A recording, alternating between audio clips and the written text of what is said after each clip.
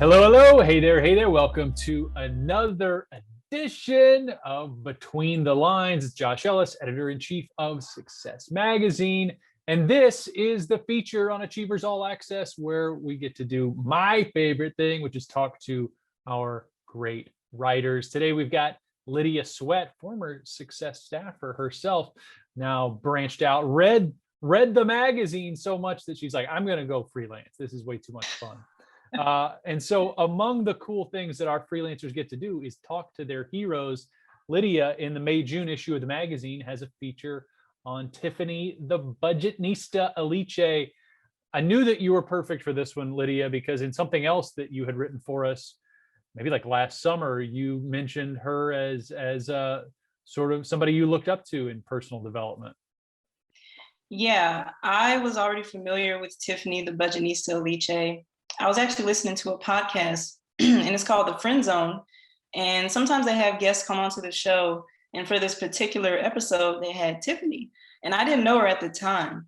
But by the time they got finished talking to her and asking her all these financial questions, that was a turning point in my own financial journey because she just dropped so much knowledge about how to budget, how to save, credit, paying taxes. I mean, that episode covered a lot. And just ever since I listened to it, I was not the same financially. So I became an instant fan. Well, I got to show off beautiful spread with Tiffany. She has a new book out, Get Good with Money. And that was the occasion for the interview to talk about that and talk about the subject, as she calls it, of financial wholeness. I want to take you back to the first time I realized that you were a fan of Tiffany Aliche's. And that is a previous story you wrote for us. And it was really about the Black experience in personal development, finding the voices that resonate more with you for whatever reason in this long-standing genre. There's a lot of people that look like me who got to be the voices in the job. But as we know, the consumers of it are a box of crayons. We're all different people, and maybe just who's saying it matters. And so I'm curious if as you got to speak to her, if you felt more connected on the level of just shared experience in what she had to say. I did, because I already had that background knowledge, and obviously there's a shared language. There's kind of a shared cultural background. So I already knew that we were kind of coming from the same place. And so when I actually did the interview, I pretty much just told her right away, like, hey, I'm a big fan, I was very transparent about that. And when she answered her questions, I could just tell that like there was that subtext to it that it's like, okay, yeah, we're kind of, there's a connection between where I've been and where she's been and where we all kind of want to go. So it was really great talking to her, and I just enjoyed it so much. Well, you did a great job with the interview. And her lessons they're not just for Black women, of course. We all have personal finance, things that we need to learn. Yeah. So I'm curious about some of the things that, even going back to the first time you heard her on the Friend Zone, lessons that your takeaways and how her advice has helped. So it's really just organization. I feel like if you don't have a way to organize your money, then you don't have a way to grow it because you can't see where it's going. You can't see where it is. You don't know where to put it. First of all, it's just sitting in your bank account in this one lump. It's not separated. So that was the first thing that she really covered, both in the interview and when I listened to the podcast episode. The thing that really snapped for me was like, separate your money into separate savings accounts. Name those accounts your actual financial goals. And it's like so simple and basic, but it's just something that like you wouldn't think to do sometimes. So once I started doing that, everything changed.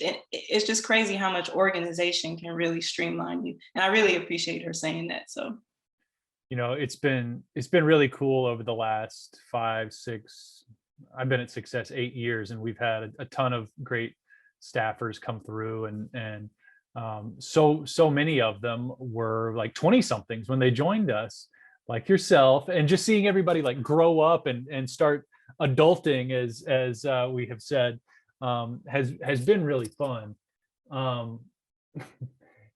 I I'm curious where from a financial standpoint, a lot of us, when we start out, we're first out on our own, we are like afraid to look at it, right? Like if we just ignore the problem, then it'll just go away. Is that sort of like how you felt originally? Hmm, It can't hurt me if I just don't look at my bank account. I don't think I felt that way. I think I knew that I needed to be doing more, but I just didn't have, I guess, the internal motivation that comes with not having debt, which kind of makes you more motivated to actually start saving your money. And I was just like in my travel phase. So it's like I don't have the goals and the motivation lining up to make me actually do things that make sense with my money. So I think that was more my problem. I really never ignored it because I always was a good saver. It was just, I had never taken that leap beyond, okay, we're going to be a super saver, but what are we going to do after that? And that's something that Tiffany talks about all the time. Sometimes we have to get out of that mindset of just being a super saver, because being a super saver doesn't help you grow your money, doesn't help you retire, doesn't help you invest for wealth. So that's really what happened with me. I just didn't have the motivation to go beyond that. So she talks in the interview about financial wholeness, which is a concept that she's really trying to wrap her arms around and explain to people. How do you kind of define it? Financial wholeness for me at this first step, admittedly, does not involve everything from the book, because as you mentioned before, I still don't have the motivation to go through all the steps. I'm very honest about that. So for me, it's just taking it one step at a time. And maybe that is the whole point. Maybe it's not really looking at the broad view. So right now, I'm just getting started in the retirement phase. So investing as much money into that as I can, catching up because I could have been starting 7 years ago. So catching up there, and then making sure there are beneficiaries on any account that I have, investment or savings, and then growing my wealth. So those are the things that I'm focusing on right now. That's my financial wholeness in this period. And I'm sure as I get more comfortable with those things, and I'll be able to move forward to the next steps. Estate planning is one of those in her books that kind of gives me the shakes. We'll see.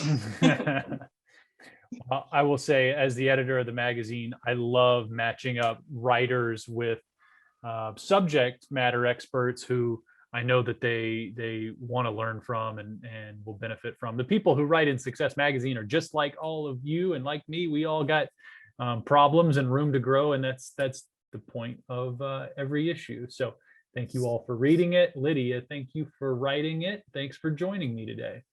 Yes, thank you for the opportunity. All right, we'll see you all next week. Another edition of Between the Lines. So long, everybody.